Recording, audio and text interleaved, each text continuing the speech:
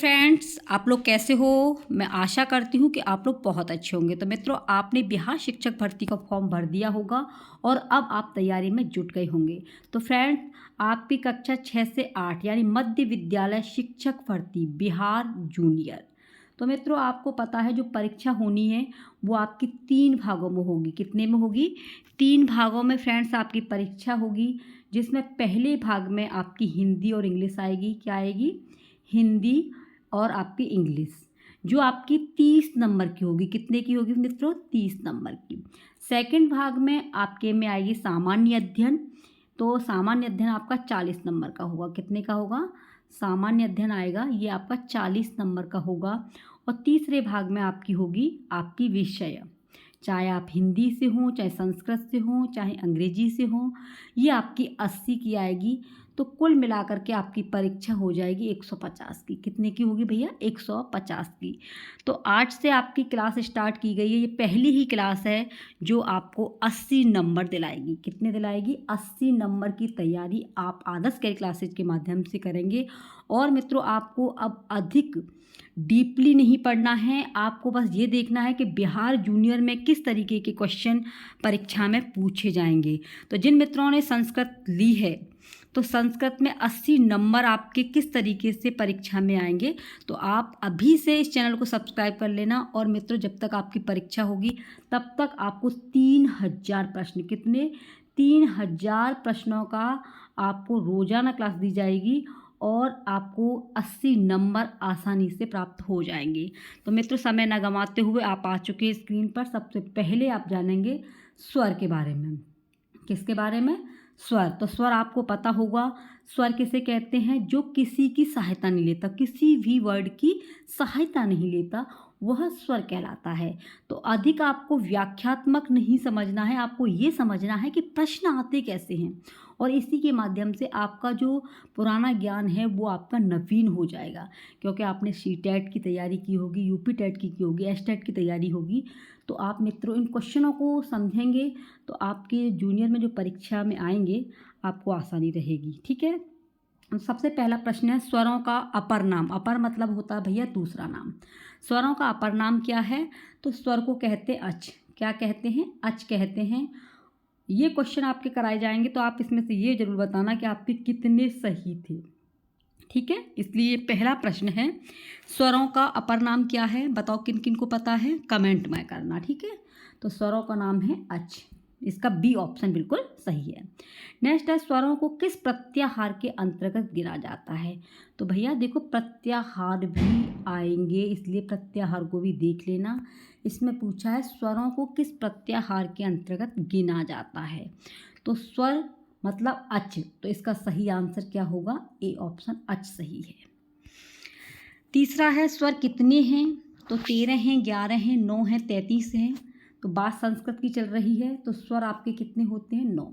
कितने भैया? 9। C option बिल्कुल सही है। नेक्स्ट है, मूल स्वर कितने होते हैं? बताओ मूल स्वर। 8, 2, 4, 5। तो आपकी डी सही है। मूल स्वर जो होते हैं वो आपके 5 हैं। कौन कौन से होते हैं भैया? ये कमेंट में बताना, आपको पता हो तो, क्योंकि ये तो अभी पूछा है मूल स्वर कितने होते हैं, ये भी पूछ सकता है कि कौन कौन से हैं इनमें से। तो आप कमेंट में जरूर बताना कि मूल स्वर 5 कौन कौन से हैं। नेक्स्ट है, संयुक्त स्वर। संयुक्त स्वर भी आ सकता है, मिश्रित स्वर भी आ सकता है। तो संयुक्त स्वर कौन कौन से हैं बताओ?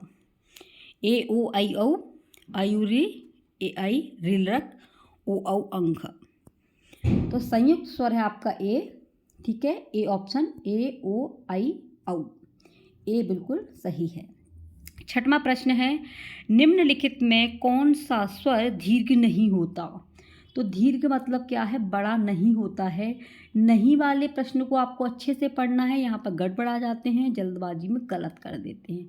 तो देखो, रिरी का आपका दीर्घ होता है, ए का ई हो जाता है, ओ का औ हो जाता है, लेकिन भैया र का दीर्घ नहीं होता है, हमसे नहीं पूछा है, इसलिए इसका बी ऑप्शन बिल्कुल सही है। नेक्स्ट क्वेश्चन है, किन स्वर वर्णों का ह्रस्व नहीं होता?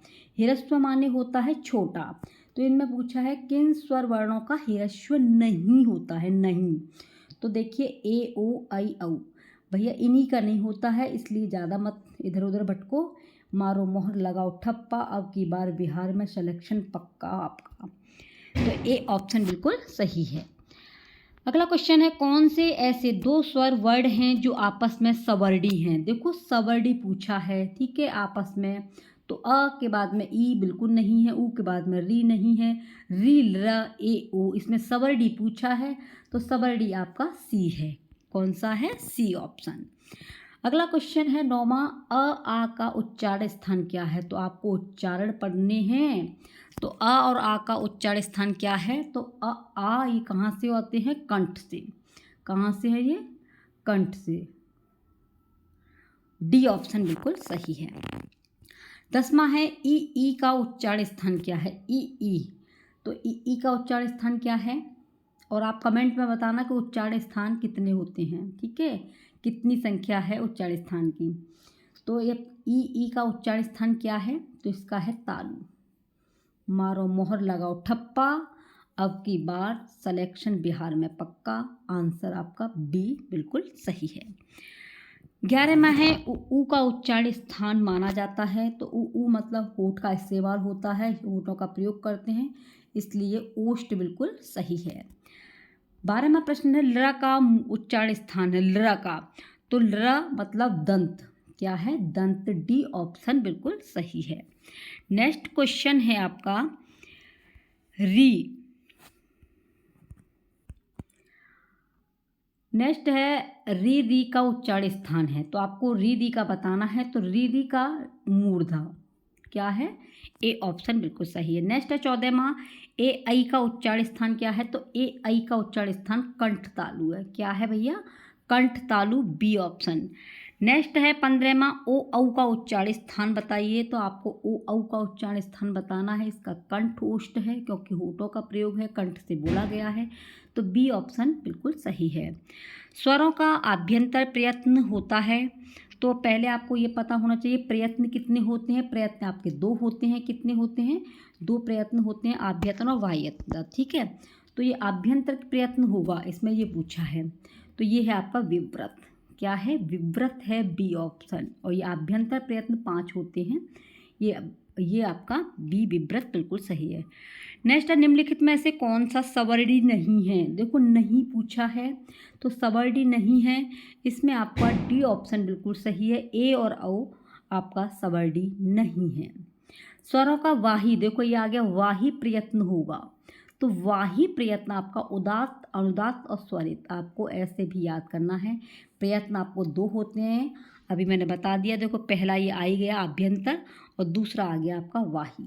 वाही और आभ्यंतर ये दो प्रयत्न है। इसमें पूछा है स्वरों का वाही प्रयत्न होगा। तो ए ऑप्शन सही है, उदात्त, अनुदात्त और स्वरित। नेक्स्ट है, रील र के परस्पर कितने भेद हैं। परस्पर कितने भेद हैं। तो रील र के जो आपस के भेद हैं वो आपके 30 हैं। मारो मोहर लगाओ ठप्पा। आंसर ए पक्का। नेक्स्ट है, अ ई उ री वर्डों के कुल कितने भेद होते हैं। तो ये अ ई उ री वर्णों के कुल भेद होते हैं, ये 18 हैं। कितने हैं? 18 हैं मित्रों। ए ऑप्शन बिल्कुल सही है। नेक्स्ट है, ए ओ आई औ के कितने भेद होते हैं। तो ए ओ आई औ के भेद जो होते हैं वो 12 हैं। कितने हैं? 12। A option. नेक्स्ट है, स्वरों का विभाजन कितने प्रकार से होता है। तो सबको पता होगा स्वरों का जो विभाजन होता है वो आपका 3 प्रकार से होता है। कौन कौन से 3 प्रकार हैं ये कमेंट में बताना। कौन कौन से 3 प्रकार हैं, ठीक है। 3 प्रकार आपको कमेंट में बताने हैं। स्वरों का विभाजन 3 प्रकार से होता है। नेक्स्ट क्वेश्चन है आपका 23वां है, ऐसी कौन सी ध्वनि है जिसे अन्य वर्ण की आवश्यकता नहीं होती। तो ऐसी कौन सी ध्वनि है जिसे अन्य वर्ण की आवश्यकता नहीं होती। तो भैया स्वर को नहीं होती है। स्वर स्वतंत्र होते हैं, ये किसी की सहायता नहीं लेते, इसलिए ए ऑप्शन बिल्कुल सही है। नेक्स्ट है, जिन स्वरों के उच्चारण में एक मात्रा का समय लगता है उन्हें क्या कहते हैं। तो एक मात्रा का समय लगेगा उसे ह्रस्व स्वर कहते हैं। क्या कहते हैं? ह्रस्व स्वर, ठीक है। दीर्घ के लिए क्या होता है? 2, और प्लुत के लिए आपको पता ही है, यानी कि अधिक समय लगता है। द्विमात्रिक स्वर किस कहलाते हैं। देखो आ गया क्वेश्चन, द्विमात्रिक बताइए। तो द्विमात्रिक स्वर कहलाते हैं आपके दीर्घ, और एक मात्रिक आपके ह्रस्व। तो इसका आंसर क्या सही है? आपका ए ऑप्शन बिल्कुल सही है। नेक्स्ट है त्रिमात्रिक स्वरों को क्या कहा जाता है? तो त्रिमात्रिक में अधिक समय लगता है इसलिए इसे प्लुत बोला जाता है। तो आपको तीनों की समझ में आ गया होगा। पहला था आपका, ये आपके मैं बता दिया था कि एक मात्रा वाले में आपको ह्रस्व, द्विमात्रिक में दीर्घ और त्रिमात्रिक में प्लुत। नेक्स्ट है किन स्वरों का प्रयोग प्राय वेदों में होता है? तो देखिए जो वेदों में होता है वो आपके प्लुत स्वरों का होता है। किसमें होता है? प्लुत स्वर का होता है। B option. वेदों की संख्या कितनी है भैया? 4 है। कितनी है वेदों की संख्या? 4 है। तो इसका सही आंसर बी है। नेक्स्ट है किन स्वरों की गुण संज्ञा होती है? इसे ध्यान से देखिए, गुण संज्ञा। तो गुण संज्ञा होती है आपकी अ ए ओ। किसकी होती है? अ ए ओ। देखो गुण संज्ञा में और आपके गुण संधि में फर्क होता है। इसमें पूछा है गुण संज्ञा होती है तो अ ए ओ में होती है। इनके सूत्र भी पूछे जा सकते हैं कि गुण संज्ञा का सूत्र क्या है या गुण संधि का सूत्र क्या है। इसलिए संज्ञा को, संधि को अच्छे से पढ़ लेना। नेक्स्ट है किन स्वरों की वृद्धि संज्ञा होती है? तो वृद्धि संज्ञा होगी आपकी आ ए औ। आ ए औ यानी कि ए ऑप्शन। नेक्स्ट है माहेश्वर सूत्रों में स्वर वर्णों की गणना कितने सूत्रों में की गई है? तो देखिए स्वर वर्णों की गणना कितने सूत्रों में की गई है? ये 4 की गई है। कितने में? 4। अगला है स्पर्श व्यंजनों के वर्ग हैं। तो स्पर्श व्यंजनों के जो वर्ग हैं वो 5 हैं। कितने हैं? ये आपने पढ़े होंगे, क ख ग घ, ठीक है। और आपके ये 5 वर्ड होते हैं, कुल मिलाकर के 25 होते हैं। अब आप ये सोच रहे होंगे कि इसमें यूपी टेट का दिया गया है। देखो मित्रों, बिहार जूनियर की परीक्षा होगी तो उसमें सिलेबस नहीं है। और आपको ये भी पता है संस्कृत में जो संधि आपकी यूपी टेट में आई हैं वही आपकी बिहार में आएगी। रूप हैं, अलंकार हैं, ये बदलते नहीं है, ग्रामर। इसलिए आपको कम समय में 3000 प्रश्न कराए जाएंगे। आप लोग बस क्लास में बने रहिए और अपना सपोर्ट करते रहिए। अगला है ग व्यंजन। ग व्यंजन है तो ग क्या है? अंतस्थ व्यंजन? नहीं भैया। ऊष्म व्यंजन? नहीं। संयुक्त व्यंजन? नहीं। तो क्या है? स्पर्श व्यंजन है ग। क्या है?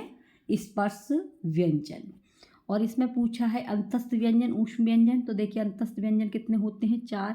ऊष्म व्यंजन भी आपके 4 होते हैं। ग व्यंजन क्या है? स्पर्श व्यंजन है, इसलिए इसका सी ऑप्शन बिल्कुल सही है। नेक्स्ट क्वेश्चन है आपका अंतस्थ वर्ड है। आपको अंतस्थ वर्ड बताने हैं। तो यरलव आपके अंतस्थ व्यंजन है। मारो मोहर लगाओ ठप्पा। अब की बार बी सही और बिहार में ही सिलेक्शन होगा। तो बी ऑप्शन बिल्कुल सही है।